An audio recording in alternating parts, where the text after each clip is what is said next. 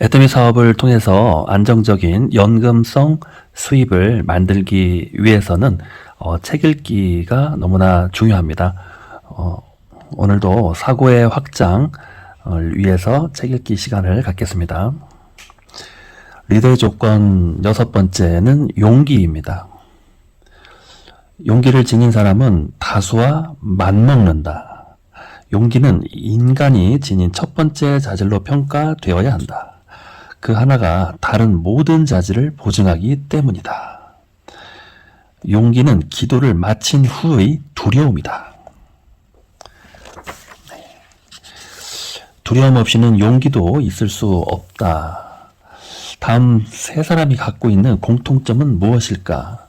1914년 데이토나에서 속도 부분 세계 신기록을 수립한 카레이서 제1차 세계대전 당시 독일군을 상대로 한 공중전에서 가장 많은 승리를 기록한 전투기 조종사, 제2차 세계대전 중 비행기 추락사고에서 살아난 22일간 태평양 한가운데에서 부대에 몸을 지탱하며 견뎌낸 전쟁 특별 자문단장. 이들은 한결같이 위험한 상황을 이겨냈으며 자신을 누르는 심적, 육체적 압박 속에서 용기와 강인한 정신력을 보여주었다. 놀랍게도 이는 모두 에디 리켄베커라는 한 사람을 자칭한다. 에디 리켄베커는 정말 위험한 순간을 많이 겪었네요. 1차 세계대전 당시 독일군을 상대로 한 공중전에서 가장 많은 승리를 기록한 전투기 조종사, 에디 리켄베커의 이야기였습니다. 도전, 그것이 육체적인 것이든 정신적인 것이든 경제적인 것이든 간에 에디 리켄베커에게 있어서는 큰 문제가 될 수 없었다. 12살 때 아버지가 돌아가시자 그는 가족의 생계를 위해 학교를 그만두어야 했다. 신문과 달걀과 염소 젖을 팔았으며 유리 공장과 양조장, 신발 공장, 주물 공장에서 일했다. 10대 후반이 되자 그는 경주용 자동차 정비사가 되었으며 22살에는 직접 자동차 경주에 참가하기 시작했다. 그리고 2년 뒤 그는 자동차 속도 부분에서 세계 기록을 수립했다. 미국이 제1차 세계대전에 참전하게 되자 리켄베커는 전투기 조종사가 되기 위해 입대를 지원했다. 그러나 그의 나이 너무 많았고 학력 역시 모자랐다. 그는 다른 방법을 택했다. 운전병으로 입대한 뒤 상관들에게 항공훈련소에 보내달라고 말한 것이었다. 대학을 나온 동료 조종사들에 비해 그의 학력은 턱없이 부족했지만 그는 누구보다 뛰어난 조종사가 되었다. 전쟁이 끝날 때까지 그는 300 전투시간, 미국의 조종사 중에서 가장 많은 시간입니다. 300 전투시간은 미국 조종사 중 가장 많은 시간입니다. 134차례 적기와 만나 26대를 격추시켰다. 이러한 공로로 명예훈장을 비롯한 8개의 특별 공로 십자훈장과 프랑스 레종 도네르 훈장을 받았다. 또한 대위로 진급하여 미 공군 비행 중대를 지휘하였다.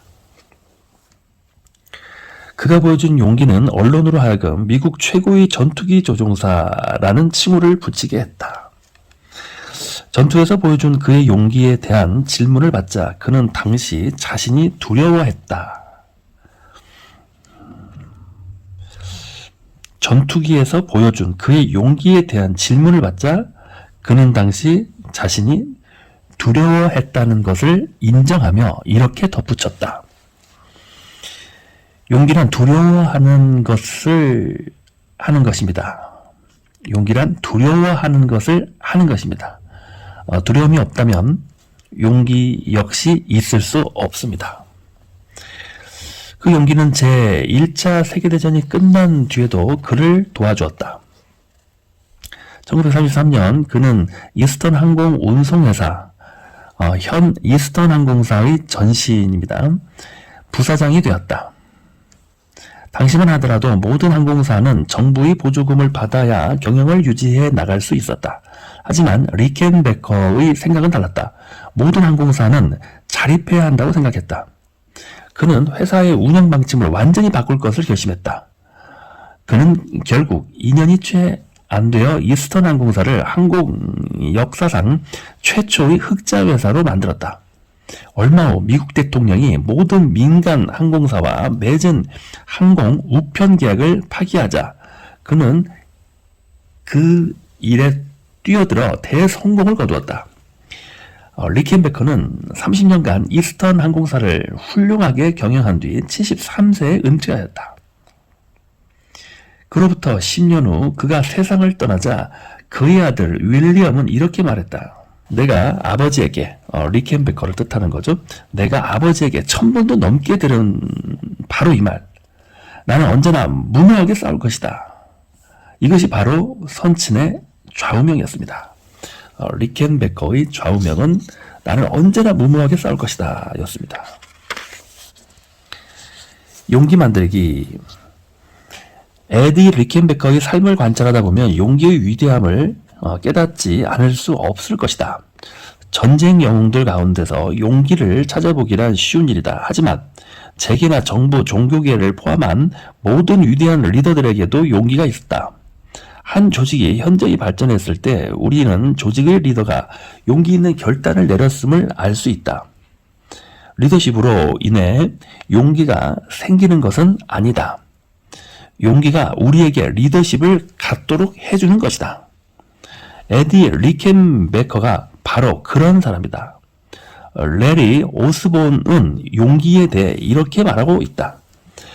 유능한 리더들의 가장 놀라운 점은 그들 사이에 공통점이 거의 없다는 것이다. 한 사람이 확신하는 것에 대해 다른 사람은 절대 그렇게 하지 말라고 경고하는 식이다. 하지만 그들에게도 공통적으로 눈에 띄는 한 가지 기질이 있다. 위험을 기꺼이 감수하려는 자세다. 만일 힘든 결정을 해야 한다면 용기에 대한 다음 진리들을 인식하라. 첫 번째, 용기는 마음속 전투로부터 시작된다. 리더로서 만나게 되는 모든 시험은 자기 내면에서부터 시작된다.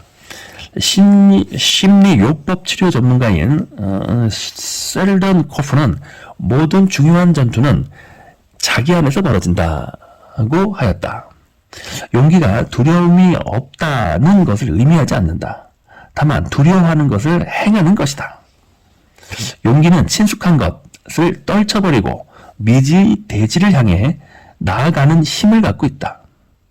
리켄베커에게 있어서 이것은 엄연한 사실이었으며 이것은 우리에게도 사실이 될 수 있다.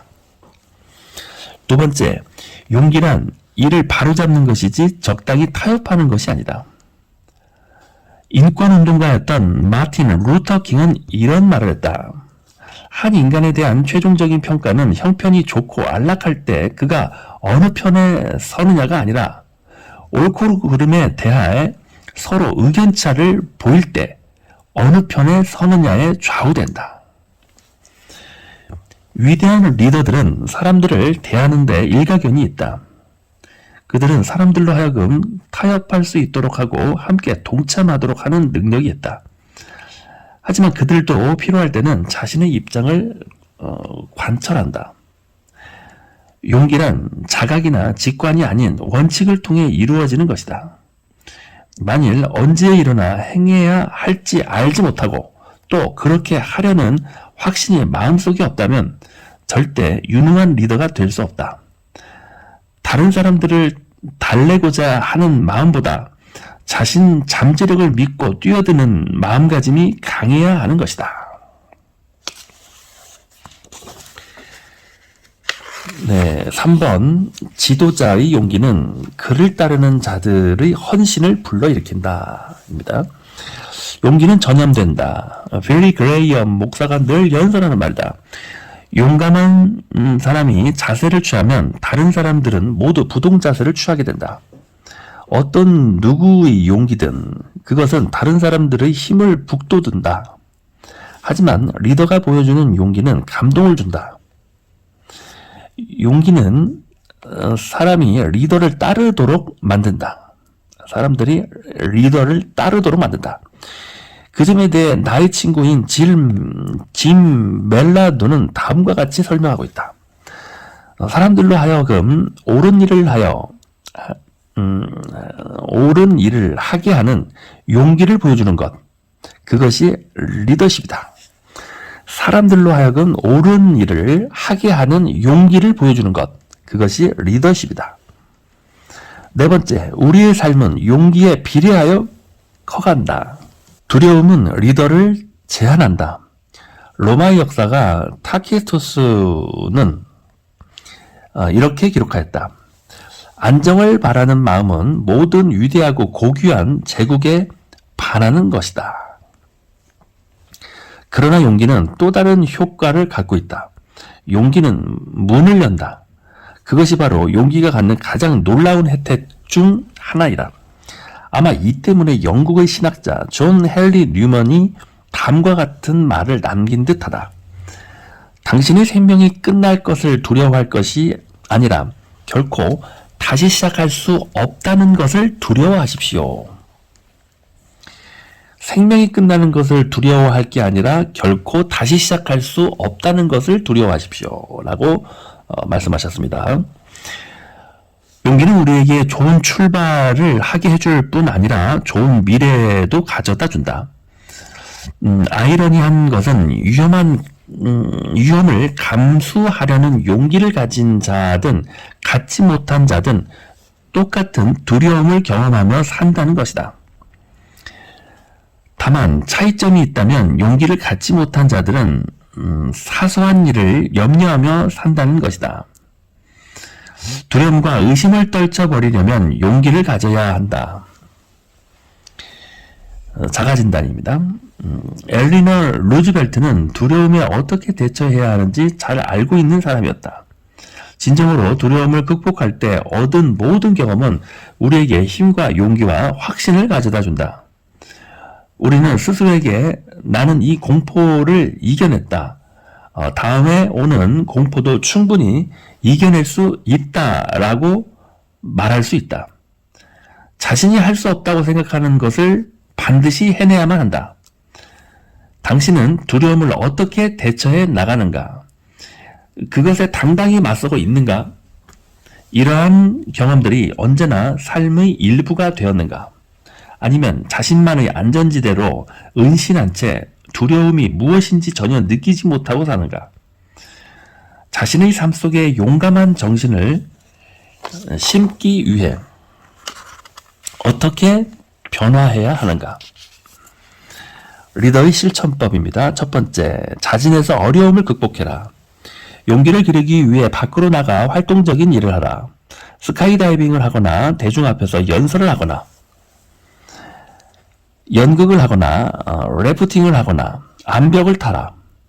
진정한 두려움에서 맞설 수 있게 한다면 무엇을 하든 상관없다. 두 번째, 사람들에게 이야기하라.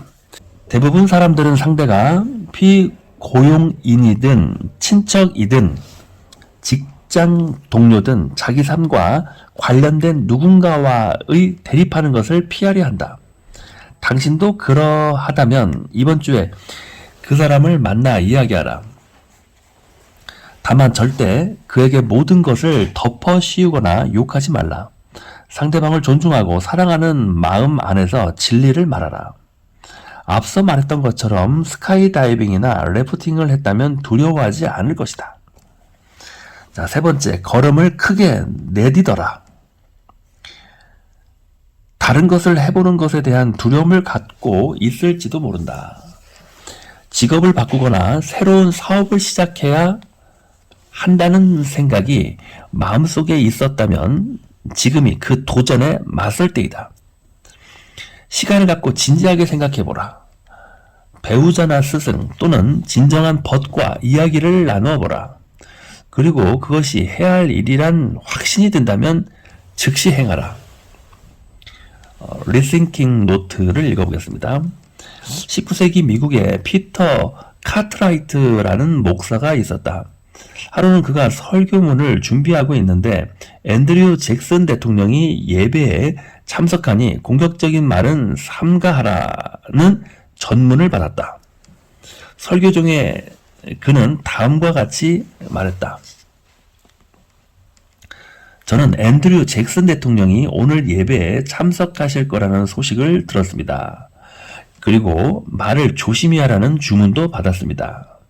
제가 대통령께 꼭 드릴 말씀이 있는데 그것은 앤드류 잭슨도 자신의 죄를 회개하지 않으면 지옥에 간다는 것입니다. 설교가 끝나자 잭슨 대통령은 카트라이트 목사에게 다가와 이렇게 말했다. 목사님 같은 분이 제게 한 연대만 있다면 저는 세계를 완전히 장악할 수 있을 것입니다. 용기 있는 행동은 종종 예기치 않은 좋은 결과를 가져다 준다. 네. 자, 리더의 조건 7번째, 통찰력을 읽어보겠습니다. 풀리지 않는 미스테리를 밝힌다. 영리한 리더들은 들은 것의 반만 믿는다. 하지만 통찰력 있는 리더들은 믿어야 할 그 반이 무엇인지 알고 있다. 구덩이의 첫 번째 규칙. 당신이 구덩이 안에 있다면 파는 것을 멈추어라. 당신이 구덩이 안에 있다면 파는 것을 멈추어라. 네. 구덩이 안에서 계속 파면 더 깊게 빠져들겠습니다. 언제나 문제의 본질을 꿰뚫어야 한다. 마리아 스클로도프스키는 항상 사물의 본질을 알고 싶어 했다. 폴란드에서 어린 시절을 보낸 그녀는 배우는 것을 매우 좋아했다. 부모가 교사직을 잃고 생계를 위해 하숙집을 운영했기 때문에 그녀는 쉴 새 없이 집안의 허드렛 일을 해야만 했다.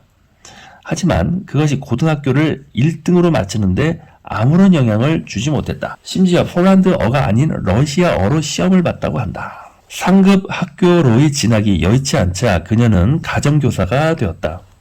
자신도 공부를 제대로 못하는 상황에서 파리에 있는 언니가 의과대학을 마칠 수 있도록 학자금을 어렵사리 모아 보내주었다. 그리고 이후 자신도 소르본느에서 공부하기 위해 프랑스로 건너갔다. 2년 뒤 그녀는 물리학을 수석으로 마쳤으며 다시 1년 뒤에는 수학 석사 학위를 받았다. 이후 그녀는 프랑스 산업협회가 주도하는 실험에 모든 관심을 쏟아부었다.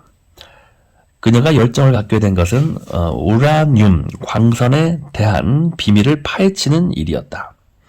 더 좋은 연구소를 찾는 가운데 스클로도프스키는 장차 자신의 남편이다 연구 파트너가 될 피에르 큐리를 만나게 된다.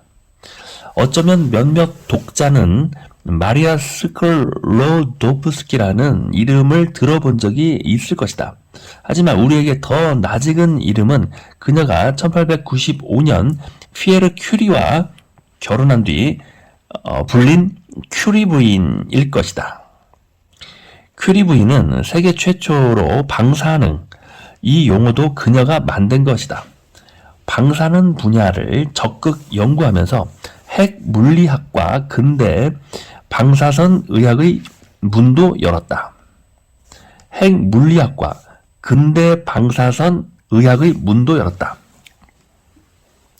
1906년 피에르가 사고로 죽은 후 큐리 부인은 그 일을 계속 진행하였고 획기적인 성과를 거두었다. 삶이란 누구에게나 쉬운 것이 아니랍니다. 그렇다면 그 가운데서 우리는 무엇을 해야 할까요? 우리는 반드시 인내해야 하고 무엇보다 우리 자신에 대한 믿음을 가져야 합니다. 우리에게는 어떠한 일을 하기 위한 재능이 주어져 있고 그 일을 꼭 이룰 수 있다는 믿음을 가져야만 합니다. 그녀의 연구는 엄청난 유명세를 가져다 주었다. 그녀는 15개의 메달과 19개의 학위 그리고 2개의 노벨상, 물리학과 화학입니다. 2개의 노벨상을 받았다. 큐리의 끈질김은 순수 지식에 대한 근본적인 욕구를 넘어 실제 생활에 응용하는 데까지 미쳤다. 제1차 세계대전 당시 그녀는 전선에서 일어나는 일을 보고는 자신이 발견한 기술이 생명을 구하는 데 도움이 될 거라고 생각했다. 그녀는 딸 이레느, 딸 역시 훗날 노벨상을 수상한다. 딸 이레느와 함께 X선 사진법을 개발하고 그 장비를 구급차에 장착시키는 운동을 펼쳤다. 그리고 그것을 다룰 수 있는 150명의 기술자들을 훈련시켰다. 또한 파리 대학의 라듐 연구소 설립을 도왔다. 자신이 연구소를 관리할 뿐 아니라 미국과 유럽에서 물자를 모금하려 직접 뛰어다녔다. 인생에 대해 그녀는 이런 말을 남겼다. 삶에 있어서 두려워할 것은 아무것도 없습니다. 다만 이해할 뿐입니다. 그녀의 지성과 통찰력은 세상에 긍정적인 영향을 끼치는 수많은 것들을 알아내는 데 큰 힘이 되었다. 불행한 일이지만 그녀의 예리한 통찰력도 건강을 지속시키지는 못했다.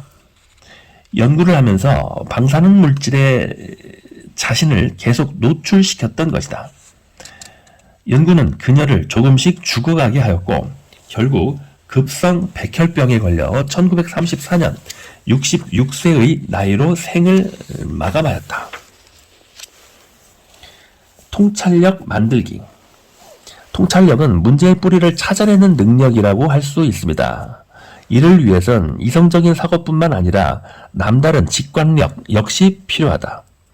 유능한 리더들에게 통찰력이 필요하지만 매번 훌륭한 통찰력을 보여주기란 힘든 일이다.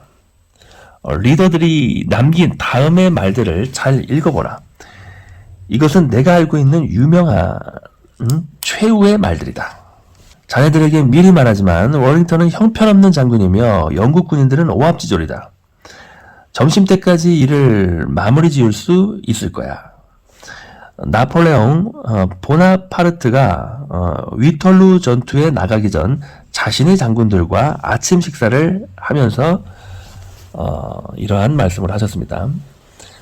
아침인데 점심때가 돼야 일을 마무리할 수 있을 거라고 어떤 충고를 한 것 같습니다. 세계를 통틀어 컴퓨터 시장 규모는 5대 정도뿐이다. IBM 회장 토머스 왓슨이라는 분이 말씀하셨습니다. 내게 보디가드는 필요 없다. 미국 노동운동가 지미 호파. 그가 실종되기 한 달 전입니다. 최대의 역량을 발휘하고 싶어 하는 리더에게 통찰력은 필수적인 것이다. 이는 다음과 같은 몇 가지 중요한 일들을 하는데 도움을 준다. 첫 번째, 근원이 되는 쟁점을 찾는다. 큰 조직의 리더들은 반드시 매일매일의 엄청난 혼돈과 복잡함을 이겨나가야 한다. 하지만 누구도 완벽한 그림을 그릴 만큼의 충분한 정보를 얻을 수는 없다. 결국 그들은 통찰력에 의존해야 한다. 맥길 대학교의 헨리 민츠버그는 이렇게 말하고 있다. 조직의 효율성은 합리성이라고 불리는 편협한 개념으로부터 만들어지는 것이 아니다. 그것은 명석한 두뇌의 논리와 강력한 직관을 혼합하는 데서 이루어진다. 리더로 하여금 그림의 일부가 가지고도 직관을 통해 나머지 부분을 채우고 문제의 본질을 찾을 수 있도록 하는 것이다. 그것이 바로 통찰력이다. 두 번째, 문제 해결 능력을 높인다. 쟁점이 되는 근원을 찾을 수 있다면 어떤 문제든 해결할 수 있다. 리더가 자신이 가진 재능을 잘 알고 있다면 근원을 보는 직관과 능력은 더욱 강해진다. 통찰력을 높일 재능을 키우고 싶다면 자신의 장점을 살릴 수 있는 영역에서 일하라. 세 번째, 최대 효과를 얻을 수 있는 선택을 찾도록 한다. 경영 컨설턴트인 로버트 헬러는 다음과 같이 충고한다. 절대로 배짱을 간과하지 말라. 하지만 그것만으로 충분하다고 믿지도 말라. 통찰력은 우리로 하여금 배짱과 머리를 동시에 사용하여 함께 일하는 사람들과의 조직을 위한 최선의 선택을 찾도록 해준다. 네 번째, 많은 기회를 만든다. 통찰력 부족한 사람들이 가장 알맞을 때에 가장 적합한 장소에 있기란 매우 힘든 일이다. 몇몇 사람들은 위대한 리더들이 단순히 운이 좋아 그곳에 나타난 것처럼 얘기하지만 나는 운 역시 그들이 창출해낸 것이라고 믿는다. 운을 통찰력의 결과로 볼 수도 있기 때문이다. 자가진단입니다. 자신을 통찰력 있는 리더라고 생각하는가? 복잡한 쟁점을 대할 때 문제의 본질을 규명하기 위한 준비가 되었는가? 모든 정보를 일일이 점검하지 않고도 어려운 문제의 근본을 볼 수 있는 능력이 있는가? 자신의 직관을 신뢰하고 있고 또 자신의 지성과 경험만큼 의지하는가? 그렇지 않다면 직관력을 길러야만 할 것이다. 비전통적인 사고를 소중히 여겨라. 비전통적인 사고를 소중히 여겨라. 변화와 모호함과 확실함을 받아들여라. 경험을 통해 자신의 지평선을 넓혀라.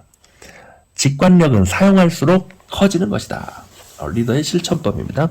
첫 번째, 과거의 성공을 분석한다. 과거에 성공적으로 해결한 문제들을 살펴본다. 각 문제의 근원이 무엇인가? 무엇이 문제를 해결할 수 있게 해주었는가? 이처럼 과거 해결했던 문제의 본질을 몇 마디로 정리할 수 있다. 미래에 벌어질 문제를 어떻게 다룰지 역시 이미 알고 있는 것이다. 다른 사람들의 생각으로부터 배운다. 위대한 지도자 중에 어떤 인물을 동경하였는가? 자신의 것과 비슷한 직업이나 재능을 갖고 있는 인물을 찾아서 그들의 자서전을 읽어보라. 다른 통찰력 있는 리더들의 생각법을 배움으로써 더 큰 통찰력을 얻을 수 있다. 배짱에 귀를 기울여라. 과거에 무심코 지나친 일이더라도 직관적으로 마음에 와닿고 또 그것이 옳았던 적이 있었다면 다시 한번 생각해보라. 그러한 경험들이 갖고 있는 공통점은 무엇인가? 자신의 통찰력에 직관력을 심어주는 패턴을 찾아라. 오랫동안 스위스는 시계 제조의 성역이었다. 그들은 돈으로 살 수 있는 최고의 품질의 시계들을 만들었으며 1940년대에는 세계 시장의 80%를 차지할 정도였다. 1960년대 말 어떤 발명가가 한 스위스 시계 회사의 리더들을 찾아가 새로운 타입의 시계를 선보였다. 그러나 그들은 그의 제안을 받아들이지 않았다. 실제로 그가 찾아간 스위스의 모든 시계 회사들은 한결같이 부정적인 반응을 보였다. 하지만 자신이 발명한 새로운 타입의 장점을 굳게 믿고 있었던 그는 일본의 시계 회사를 찾아간다. 그 회사는 세이코였다. 그가 제시한 새로운 타입이란 바로 디지털 시계였다. 오늘날 모든 시계의 80%는 디지털 타입을 사용하고 있다. 통찰력이 주도하는 한 번의 결정이 우리의 운명을 완전히 바꿔 놓을 수 있는 것이다. 리더의 조건에서 7번째 통찰력까지 읽었습니다. 다음 시간에는 8번째 조건 집중력에 관해서 읽어보도록 하겠습니다. 들어주셔서 감사합니다.